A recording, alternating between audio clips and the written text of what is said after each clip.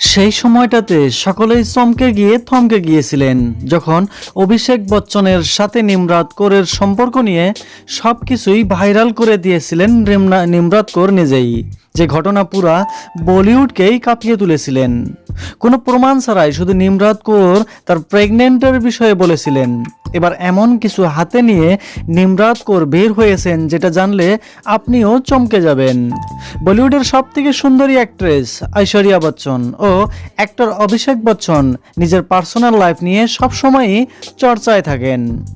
নিমরাত কৌরের জন্য ঐশ্বরিয়া এবং অভিষেক বচ্চনের সম্পর্ক ভেঙে গেছেন।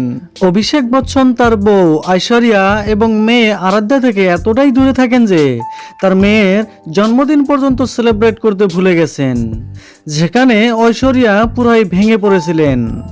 এমন সময়টাতে নিমরাত কৌরকে নিয়ে এমন খবর বের হলো যেটা জানলে আপনিও মাথায় হাত রেখে বসে পড়বেন। ইয়েস দোস্ত, নিমরাত কৌর অভিষেক বচ্চনের সন্তানের মা হতে চলেছেন। শুধু সেটাই নয়, প্রেগন্যান্সি কার্ড ও বেবি বাম্প নিউজে ভাইরাল করে দিলেন এবার নিমরাত কৌর নিজেই, যে কারণেই হয়তো অভিষেক তার ঐশ্বরিয়ার মধ্যে তালাক হতে চলেছে। জানা যায় বচ্চন পরিবারের ওয়ারিশনা পাওয়ার জন্যই নিমরাত কৌর সোশ্যাল মিডিয়াতে এসেছেন। সুপ্রিয় দর্শক, এই ঘটনার বিষয়ে আপনি কি ভাবেন নিশ্চয় কমেন্ট করতে ভুলবেন না আপনার মন্তব্য।